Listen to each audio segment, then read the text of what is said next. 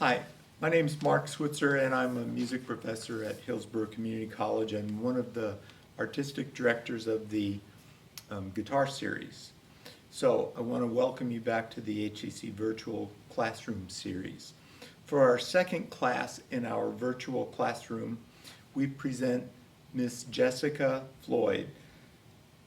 Miss Floyd is a guitar instructor from Winter Haven High School and a close friend of the Guitar Series.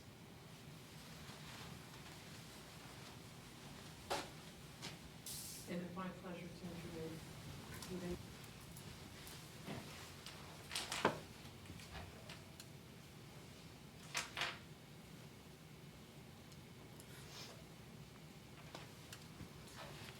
Hello, and welcome to the Hillsborough Community College Guitar Series. My name is Jessica Floyd, and today we're going to be taking a look at Agustin Barrios' piece, Julia Florida. Before we dive in, a little bit of backstory. Agustin Barrios Mangore was born in Paraguay in 1885. He spent much of his early life listening to folk music and performing at parties, things like that. A lot of guitar strumming and little riffs.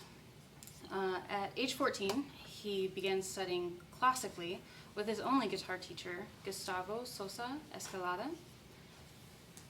This time in his life exposed him to many composers such as Sor and Tárrega, which influenced his writing of the time.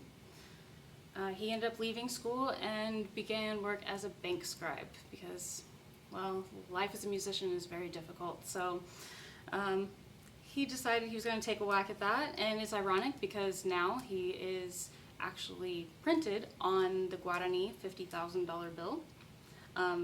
He's an icon of Paraguay, so, you know, if you make it good in guitar, maybe you'll get printed on some money too. He left school, began working in the bank, then he flipped that and decided, maybe I'll work as a reporter. He couldn't keep a job in either, as he was just too fixated on guitar. So he left Paraguay at 25, travels through Central and South America, and each place he goes to seems to leave an imprint on his music. Whenever he is in Paraguay, he writes pieces that are folkloric in style, like Gira Campana. Most of them are shorter pieces and have little folk tunes infused into a larger work. As he goes on to Buenos Aires, he meets artists like Miguel Lobé, and in 1912, he goes on to Montevideo, Uruguay. He begins to learn how to write his compositions down on paper. Previously, he had just improvised. He was great at improvising. His friends would tell him, oh, go to the key of G, go to the key of D flat, and he would modulate down and continue playing. But he didn't necessarily write a lot of his music.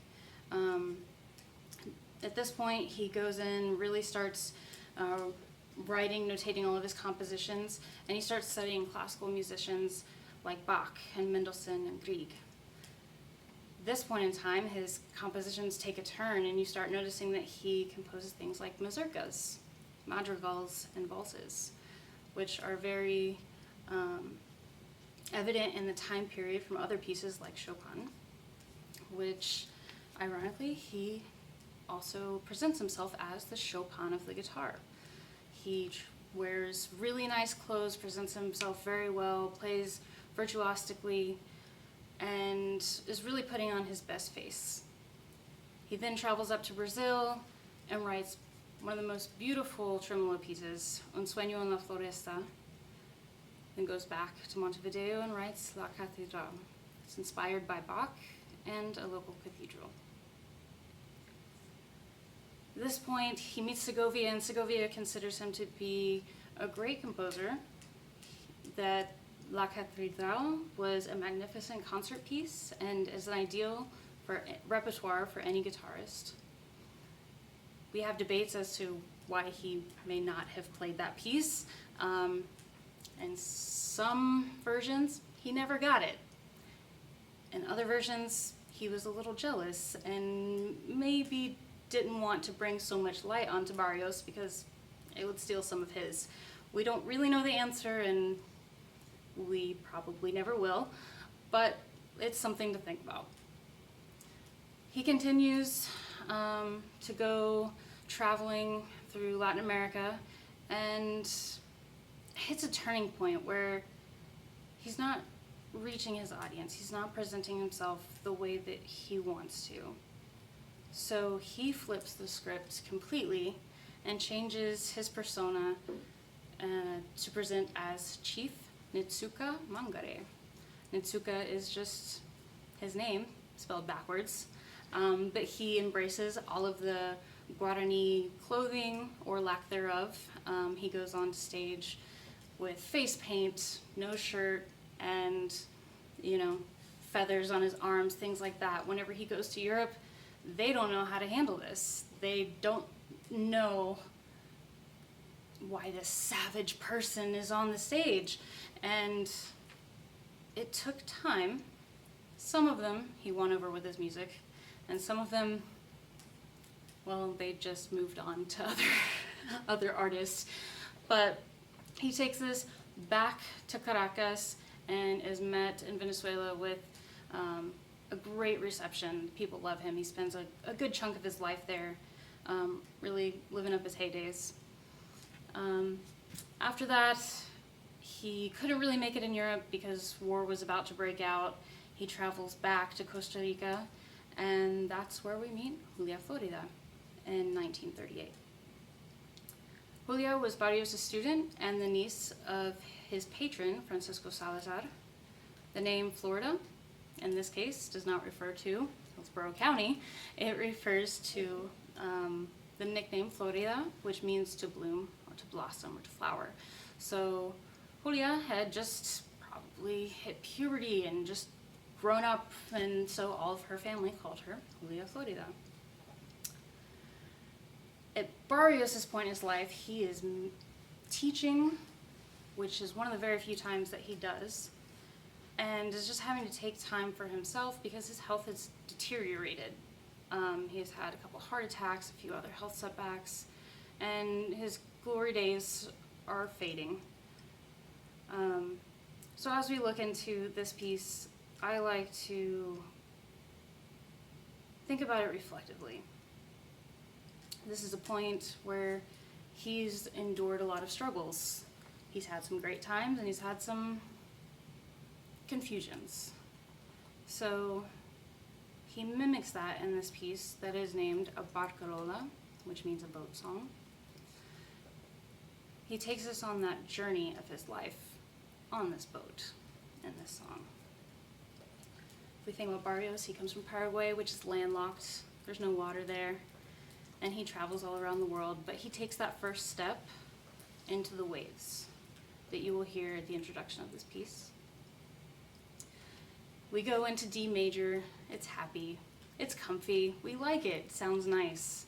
And then eventually things turn a little south, but still familiar. We go into B minor, turning briefly back into D major, and then we are met with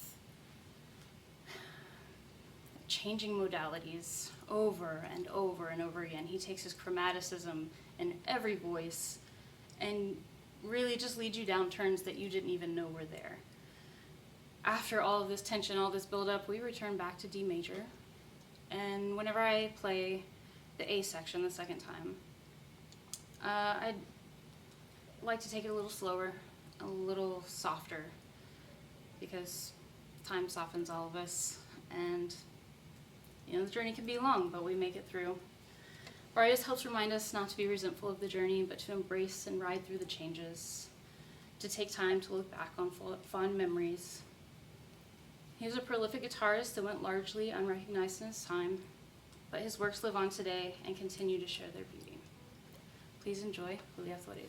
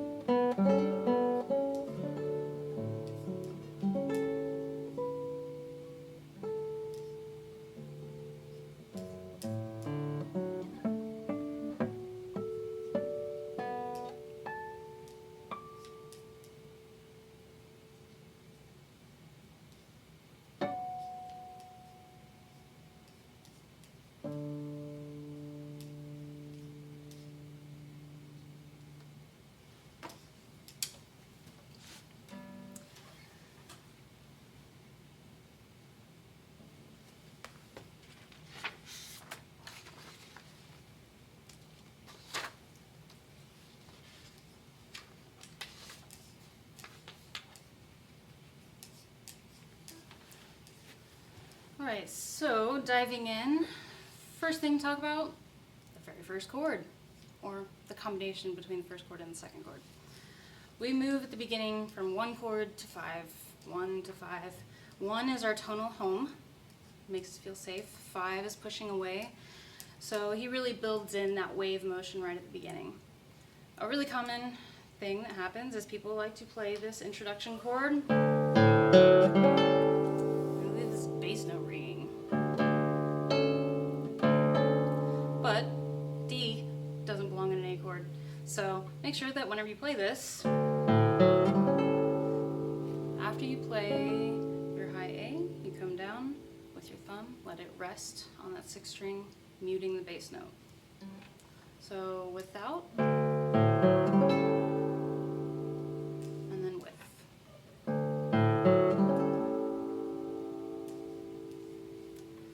When we get to measure 3, the first time, personally, I avoid the glissando, just for clarity's sake. I go right in for the A. If you choose to keep it, that's fine. I like to throw it back in later as something interesting for the listener. When we get to the second line, you have a change from your D chord to a D augmented chord. That takes us a little higher, kind of rocks the boat, if you will, changing our home. And he does that a few times until we resolve back.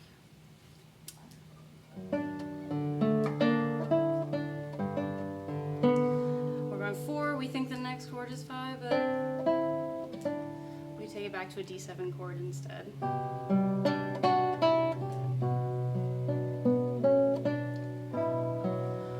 When we get to the B, I have chosen to slide my 3rd finger from this F sharp up to the G sharp. It's not written in. Barrios is well known for improvising throughout his pieces. Judging by the amount of glissandos in this piece, I don't think he would mind an extra one. So that just adds in as a guide finger whenever you play this section.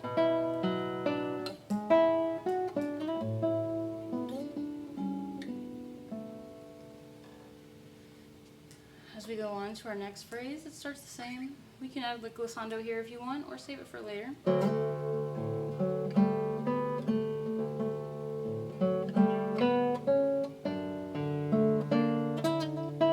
Whenever you get here, change your first finger to 1 and prepare for that shift. Whenever you get to the high B, you want to make sure that you use rest stroke.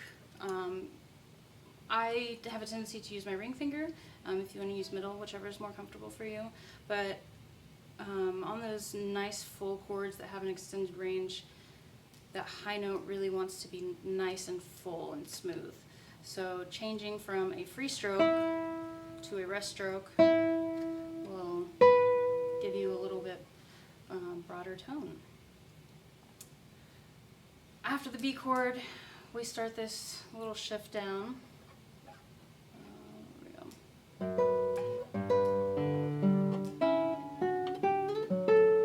we start noticing A again and again and again, just like in the beginning. So if you keep listening for that note, you'll notice that it shows up. Someone did the math. I think it's like every 1.27 seconds that particular note shows up. So it's really important to him. But as we're about to move into this B minor section, he really wants that A to ring out in your ear. So each one of these chords, even though we change the undertones, still has that high A that we're listening for. So going from our B chord, yep.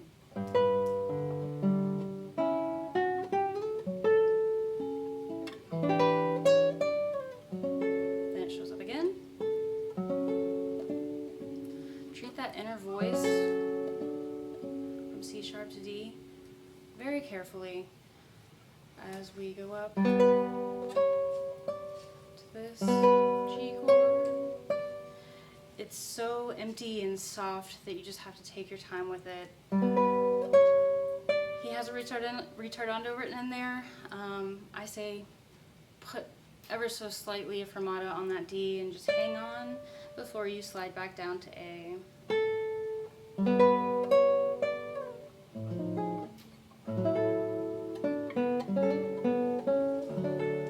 He's reiterating that A in each one of these chords again, but we're raising up to B. When we raise up to that B, in the music it has you playing the next note A with your second finger. I think this makes for kind of a choppy transition. Whenever you have to go from second finger on A to your next chord being here. So to get rid of that little bit of a chop, I say just take your fourth finger, slide it down. Make it easier for yourself. It's already in place. Just follow the line. After a large chord, the focus becomes on the inner voice.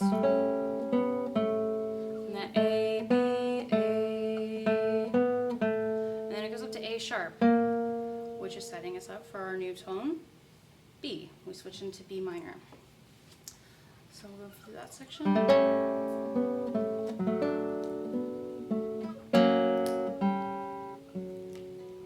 B minor section.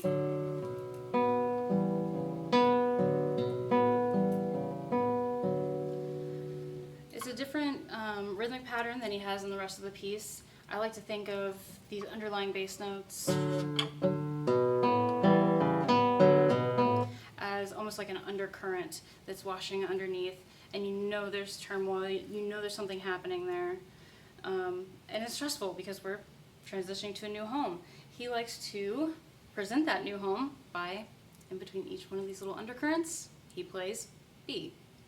It's helping you readjust your ear to its new home. So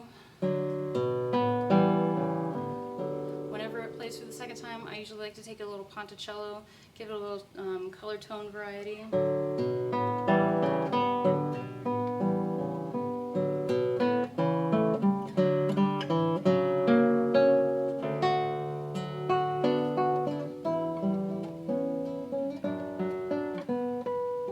Whenever you get here, look ahead.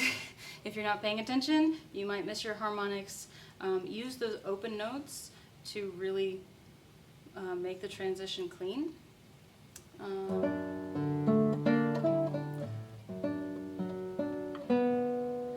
That open note, pop your hand up, line it up on your 12th fret, and then land softly on this bar chord. When we get to measure 29, he has a bar chord on 5. Barrios is known, as the Chopin of guitar. He made great use of his hand range. He had large hands, and some things were easier for him. Personally, I choose to keep the bar on 5. Then I let it go. I remove the bar whenever I play F sharp, and I shift to open string E.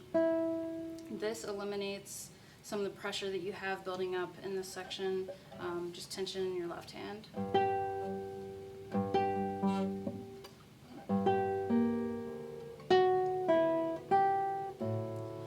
We're going to shift and have a different bass line in just a second also. He has it written. This is a bit of a stretch, so if you're comfortable with that stretch, please feel free to keep it. If not, then transition to your open string on the second beat. Whenever you make this transition from your second string on F sharp to the next note being open E, you want to make sure that your tone color change doesn't change from going to a closed string to an open string, which means that you might have to turn your right hand in on itself just a bit. You'll have to kind of play with that, but it gives you the opportunity to create this more singular line. And that then sets you up for your bass line. The bass line that he has, he wants you to play that E on the 5th string. Whenever I play this, I find that it cuts that second note D short. So I have in turn shifted this down to first position. Or second position. Here again at the first ending, instead of using the bar chord that he has,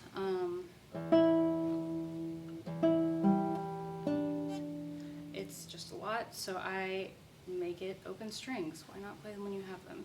It also takes away the choppy sound going from G to B.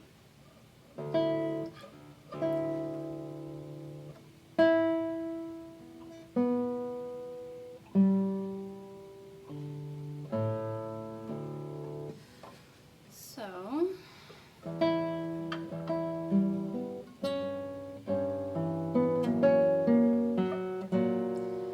not using that bar until the second chord. Put my bar down here because you have the E underneath also, and then slide your third and second fingers back.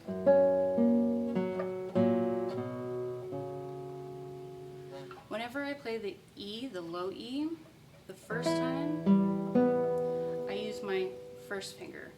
The second ending, you'll notice that I change, and I will use my second finger on the second fret because it'll set up my chord differently. But for the first ending, use your first finger. Brings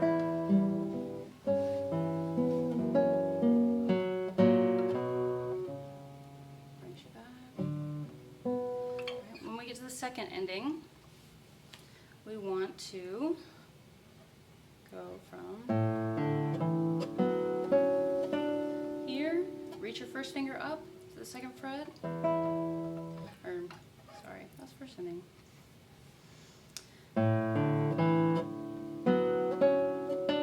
Play your high note D with your third finger.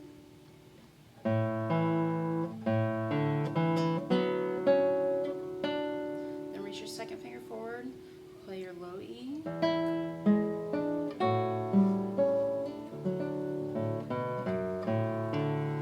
When you shift up to this next section, he is back in D major. He's feeling happy. He found his home, or his new home, and he has rhythmic variations here and different embellishments. We can assume that he probably added more throughout the piece whenever he actually performed it, but these are the ones that he actually took time to notate.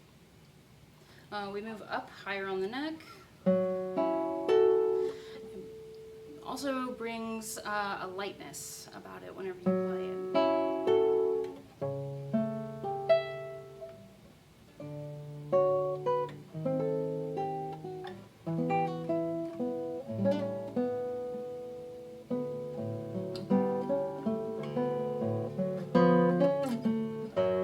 Now we have found ourselves in the storm.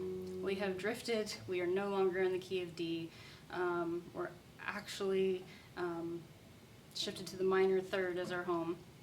And if you look closely at your score and measure 43, in the inner voice, he has part leading that goes A, G sharp, G. And he hangs on to that E for a while. So, starting measure 43.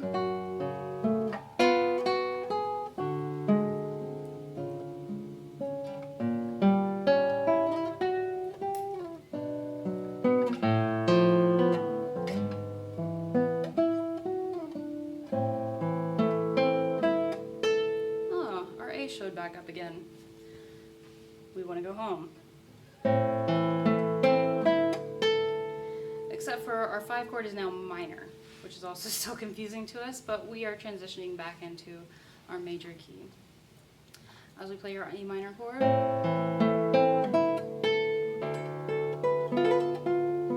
he repeats this phrase. I suggest that you play it softer. You can change your tone color here. I prefer to go saltasto up by the bridge.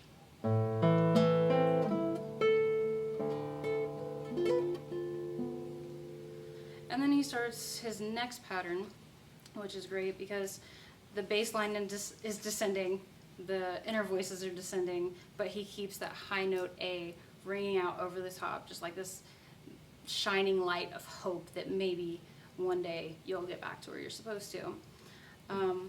At measure 53, or 50, we're going from 54. Whenever you reach up for this bar, you want to make sure that the back half of your bar gets to that high note A cleanly before you reinsert the pressure to the rest of your hand, because that's the most important note here.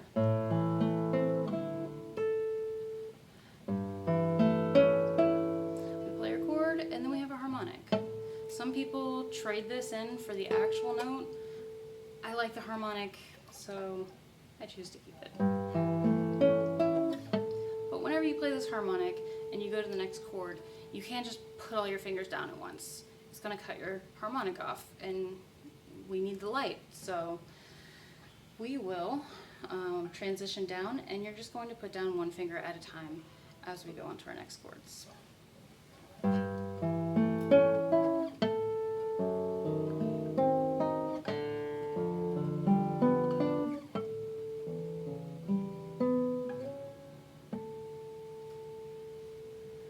He also has this descending bass line that's happening.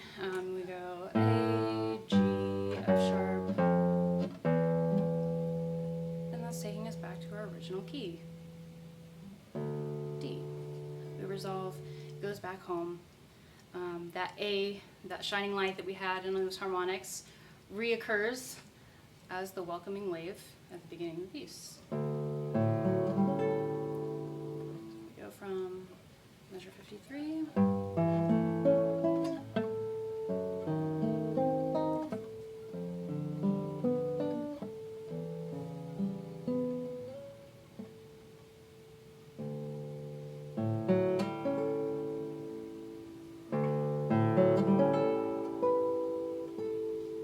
And then you just get to proceed through the LPA section again. That's all I have for you guys today. Thank you so much for joining me. I appreciate this. I hope you found some things that you can take with you, and that it makes playing this a little bit easier. It's a great piece. Enjoy the beauty in it, and go ahead and pass it along to others. Thank you so much for joining me.